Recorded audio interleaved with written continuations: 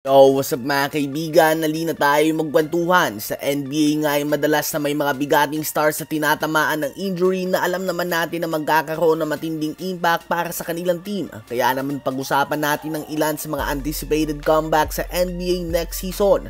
Unahin natin ang very obvious at yan nga ay si Ja Morant. Tuwing healthy siya ay arguably top 3 regular season team sa West ang Memphis Grizzlies. Noon nga ay nagkakaroon na ng debate tungkol kay Ja Morant at Stephen Curry kung sino ba ang best point guard sa buong NBA matapos sa bigyan niya ng buhay ang Memphis Grizzlies sa franchise. Nag-average din siya ng solid 26.2 points, 5.9 rebounds, and 8.1 assists per game while leading the NBA in points in the paint 2 seasons ago as a point guard. Nakalimutan nga ng mga fans si Morant matapos sa umangat ang performance ng mga tulad ni Shai Gilgeous-Alexander at Anthony Edwards. Subalit a healthy Ja Morant is one of the best point guards sa buong NBA.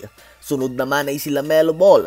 Bagamat hindi inaasahan na magiging contender ang Charlotte Hornets, ang kanyang development ay inaabangan ng mga fans. Dahil kung natural talent lang ang pag-uusapan ay nakakalamang nga si LaMelo sa kanyang mga batchmates Anthony Edwards, Tyrese Maxey at Tyrese Haliburton. Sadyang injury prone lang talaga siya lately.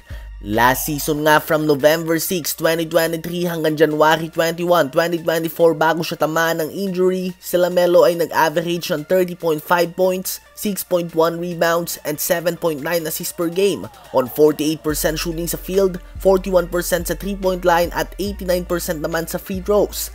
MVP numbers nga yan mga kaibigan, kaya naman makikita nga natin kung sila ba ang magiging dark horse team sa East kapag naging matagumpay ang comeback ni LaMelo Ball. Sunod naman ay ang kanyang kapatid na si Lonzo Ball, ang one of the most high prospects noon, bagamat hindi naman nga naabot ang expectations na nilagay sa kanyang balikat ng kanyang tatay. Noong healthy nga si Lonzo ay nasa tuktok ng isang Chicago Bulls at may mala Jrue Holiday at Derrick White na impact siya sa team na ito. Si Lonzo nga isang player na wala naman hater kung hindi dahil sa kanyang tatay noon. Tahimik nga ito na player na naglalaro ng basketball sa tamang paraan. So hopefully ay maging maganda nga ang kanyang comeback sa susunod na NBA season bilang backup point guard ni Josh Giddey sa Chicago Bulls.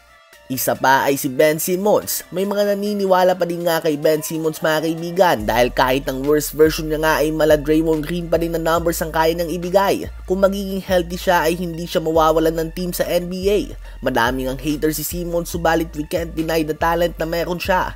Bago nga magka-leche-leche ang kanyang performance ay nag-average siya ng 17 points, 9 rebounds and 8 assists per game on 57% shooting sa field while being a defensive player of the year candidate.